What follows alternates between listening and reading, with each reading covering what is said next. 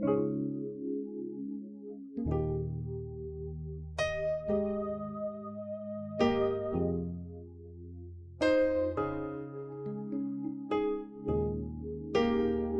everyone and welcome to our YouTube channel. I'm taking this medium and as well go cap in hand to tell you to subscribe to our YouTube channel. Just click on the subscription button and as well click the notification button so as to receive notification of all our videos that will be dropping on it. And after which you can like, you can comment and as well share on all various social media platforms. And trust me, it's gonna be very inspiring one, very motivating and edifying. Thank you so much. Bye.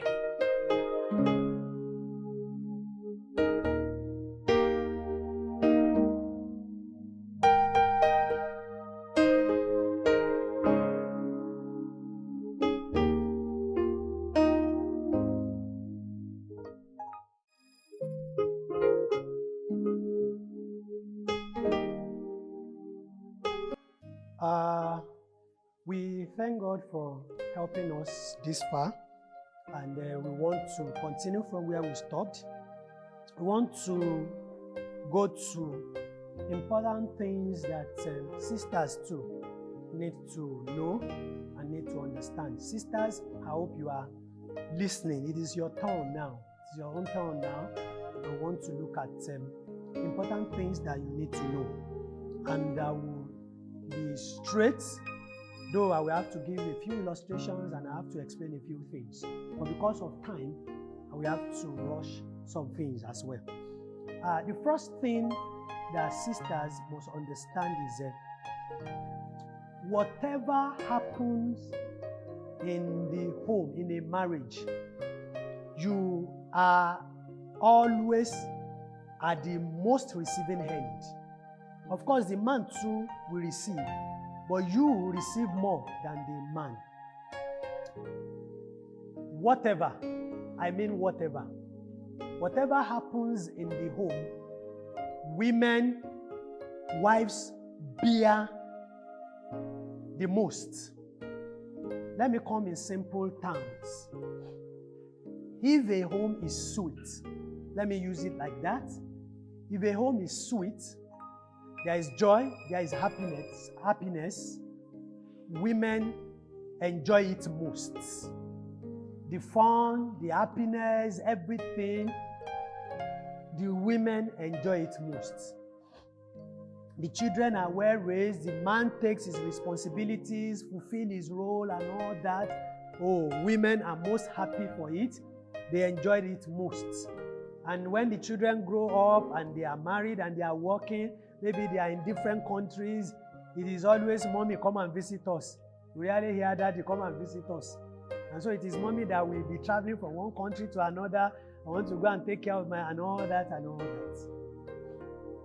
But if reverse is the case, it is women also that bear the brunt most.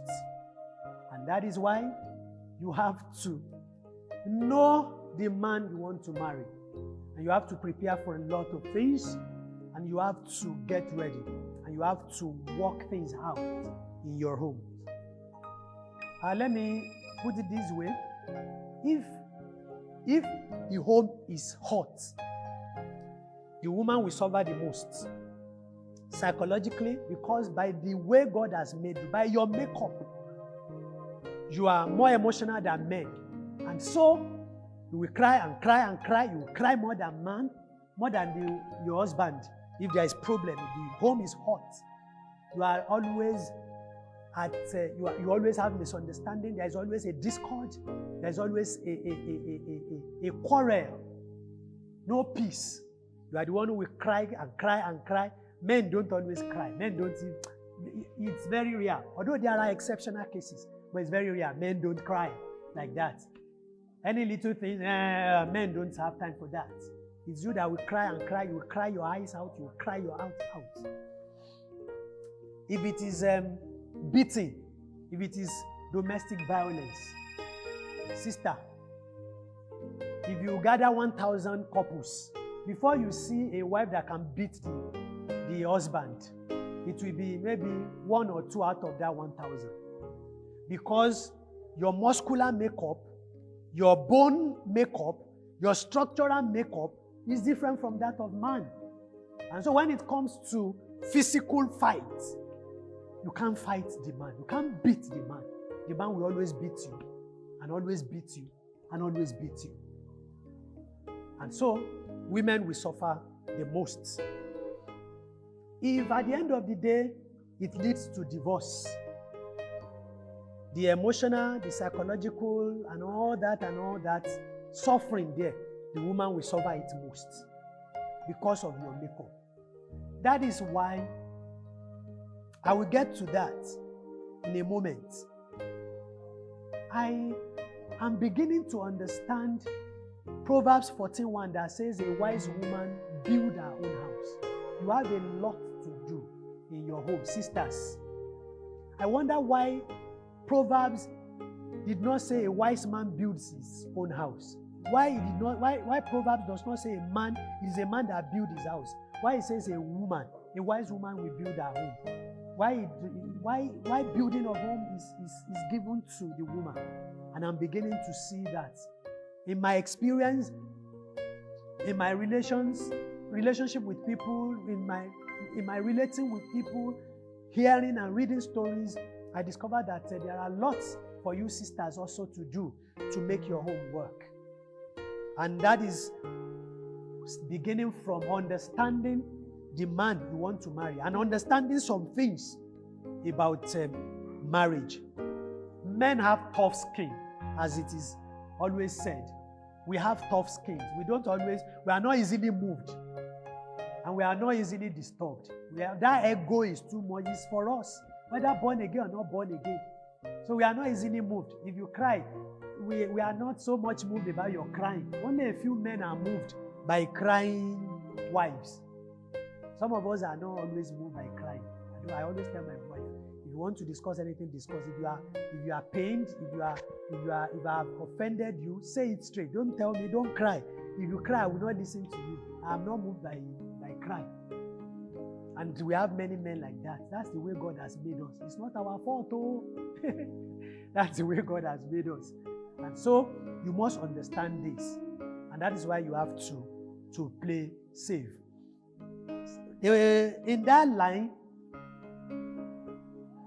the first thing or the second thing I want to say is, sisters, never pick a quarrel with your husband.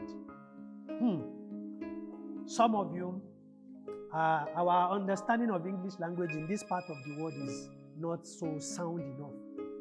When we hear, don't pick a quarrel with someone, we always interpret that to mean don't fight with someone. But picking a quarrel with someone is an idiom in English language. It's an idiom. And it means to act or speak towards someone in an aggressive way so as to provoke them into an argument or fight. Why am I saying this? Sisters, you have to understand the makeup of man. What you know to do best is what man hates most. By nature, the way God has made you, the mouth of women is their power. The fists of men is their own power. So men fight with their fists. Women fight with their mouth. That's generally. And so, you must learn and know how to use your mouth. Men hate women, especially their wives, talking to them as if they are talking to their child, as if they are talking to their boy or their girl, their children. Men hate their wives talking to them as if they are talking to their younger siblings. You have to be very, very cautious of this. You have to tame your mouth. And you have to know how to tame your mouth. You have to know how to talk to your husband in a respectful way. You have to learn that. It is very, very important. Women who are likely to be a victim of this are one, women who are choleric by their temperamental makeup, who are choleric. they have this tendency. Women who have high tendencies of using their tongue, picking a quarrel with their husbands, that is speaking in such a way that will cause fights or arguments. Women, sisters who are choleric by makeup. And you have to know yourself. I think we have talked about that. Different temperaments. Choleric, sanguine, choleric, melancholy, and phlegmatic. You must know which one you are made up of. And you must begin to consciously work on yourself. If you are choleric, you have that tendency of speaking anyhow to your husband. And that should be cautioned. That should be checked.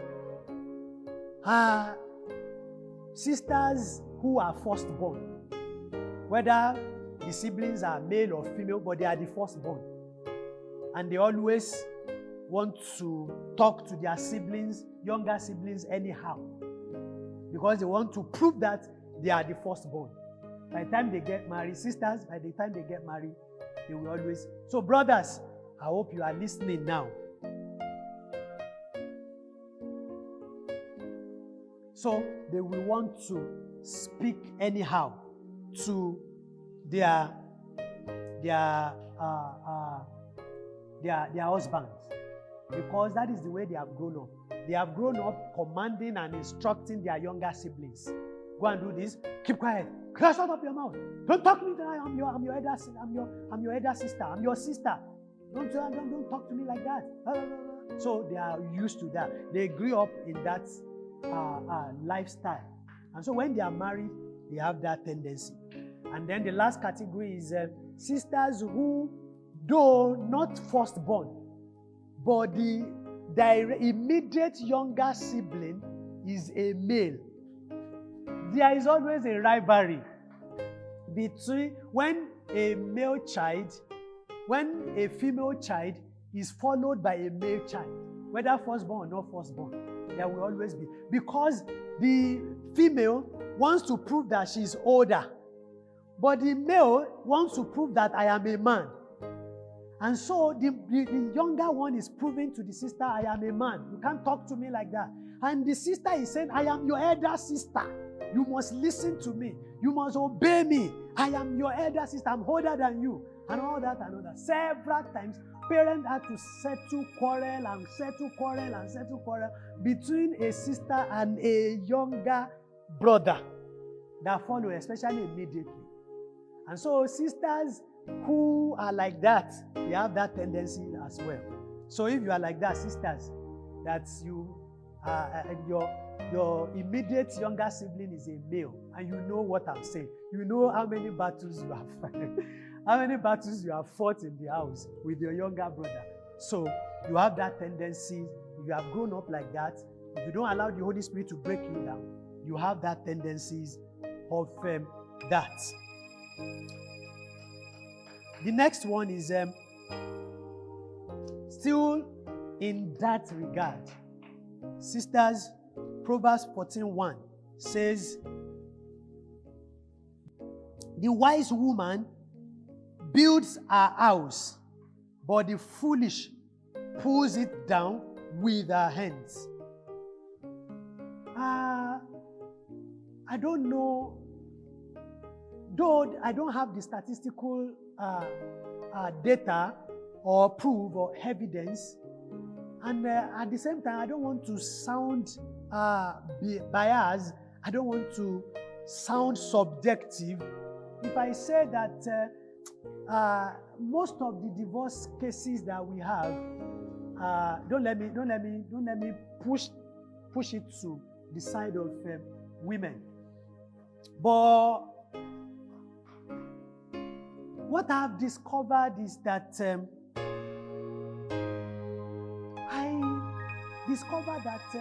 most of the Christian sisters, women, they read Proverbs 21, the virtuous woman. It's popular. When you go to marriage seminar, it's one of the texts, the virtuous woman, Proverbs 31. During marriages, wedding programs, preachers will always go to Proverbs 31. But how many Christian sisters are actually making use of that Proverbs 31? And let me be frank with you. The power God has given women, they have abandoned it. And they are trying to use the power that the world is giving them. And that is causing a lot. And it has caused a lot of divorce. And that is why I said I don't want to sound biased. That most of the divorces are caused by women. Well, I don't want to say that because I don't have the statistical proof. So don't take me that I have said that. But what I discovered these days is that the God-given power that God has given women, they have abandoned it, and they are using the power that the world is giving them. And in so doing, it is leading to divorce.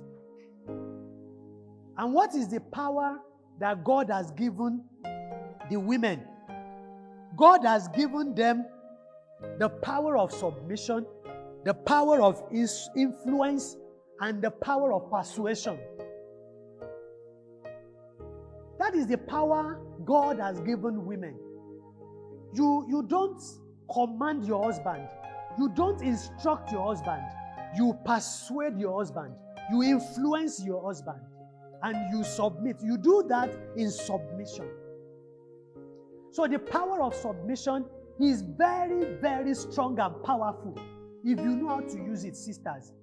But most of the sisters of today, they have abandoned that.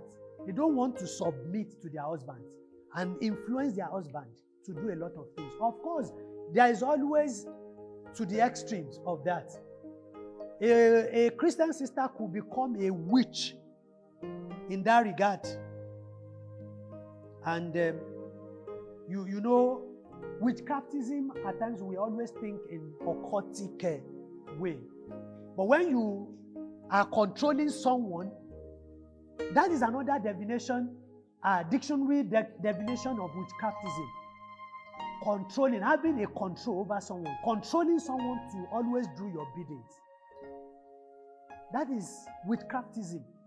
Not using some magical power. It is also part of it. Using magical power, using sorcery, and all that. But there is another definition that when you are controlling someone to do your bidding. So using your submission, I'm not saying you should use your submission to control your husband. No, I'm not saying that. But you can, that is the way God has made you, and that is the power God has given you. Submitting to your husband and influencing him and persuading him to do whatever you want him to do for you, not commanding him. But what power has the word given you? The power has given you the word has given you the power of competition, gender equality, equal rights philosophy. And the other preacher has said, there is no equal right. In the real definition and in the real sense of it, honestly, in reality, there is no equal right.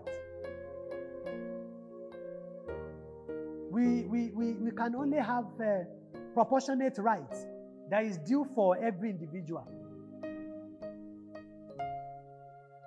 The word is telling you you are the same with the man. There is gender equality. And so you want to act as a man.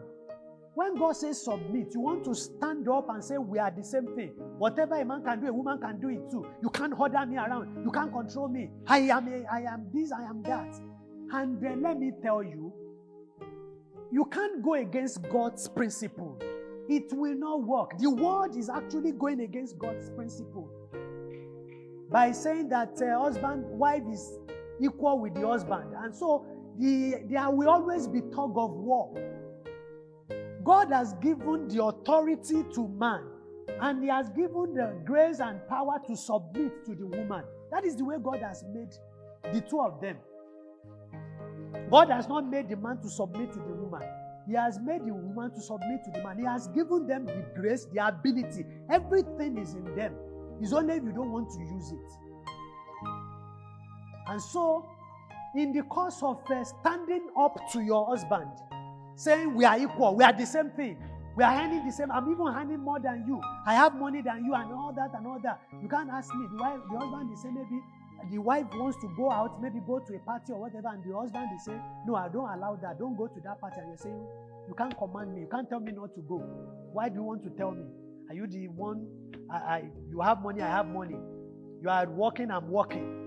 You have your right, I have my right. I can, and all that and all that. How on earth, most of the men who ended up sending their wives away, this is one of the major reasons why most men send their wives away. Man will not be able to live with a woman that is not ready to submit to them. So you have that power of submission, you have that power of influence, and you have that power of persuasion. Let me cite a practical example to you.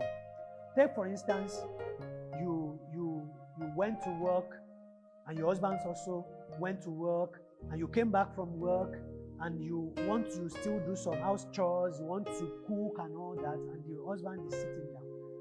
Yes, on a good day, I've said that men with Christ sense, don't let me say common sense, men who have Christ's heart, who has Christ's sense, we know that they cannot just leave their wife, abandon their wife there to begin to run around doing the work alone. They will always stand up to assist. But let's assume that this man is not standing up to assist and you want him to assist. If you go to him and you say, we went to work together and we came back together, and you want me alone to do all that work, and you are just sitting down there like that, no food this night. If you can't stand up and go and carry that thing, or go and do that while I'm doing this, you go and do that. There's not going to be food in this house, and he's not going to do it. You are not going to receive help from him. Yes, you are tired. It is true. You have both been exhausted. And so the man should understand. But you don't have to do it that way. You don't have to tell him, don't you see that you should help me here? Don't you know that you should help me? Don't shout. Don't pick a quarrel. Don't shout on him. He will not do it. The more you are shouting, the more he's even more relaxed. And he's telling you, do your worst. But if you go to him and say, you call him, and I told you have that power, but you don't want to use it. You go to him where he's seated on the sofa, and you go to him, you sit beside him, and you caress him, and you say, oh, honey, baby, sweetie, sugar, this and that. Oh, you see, I want to quickly go out and grind pepper in the next house. Can you help me watch the rice on the gas? I don't know, I may be delayed where I'm going. So I don't know what will happen. I may meet someone who is already, that the woman is grinding for. I have to wait till she's done, and then, so I may be delayed. And that rice, in the next 5-10 minutes, it should be done. So can you check it for me? And all that. Please, dear honey, please, and all that. And you laugh and you joke and all. The man will gladly go. The man will do more than checking the rice for you. The man will go, check the rice, and do a few other things. And when you come back, oh, dear, thank you, and all that. You use that, and you discover that the more you are using that, the more the man is going to do, in fact, many things that the man will not even do for you, he will be doing it. But you want to stand and claim right. You want to stand and say you are equal. You want to stand and prove something in the house. No man will take that. Sister, I'm begging you. I'm telling you, it will not work. No man will take that. You have to understand that very, very, very well. The Lord will help you, and the Lord will bless His word in your heart in the name of Jesus Christ. We will continue from there in a moment.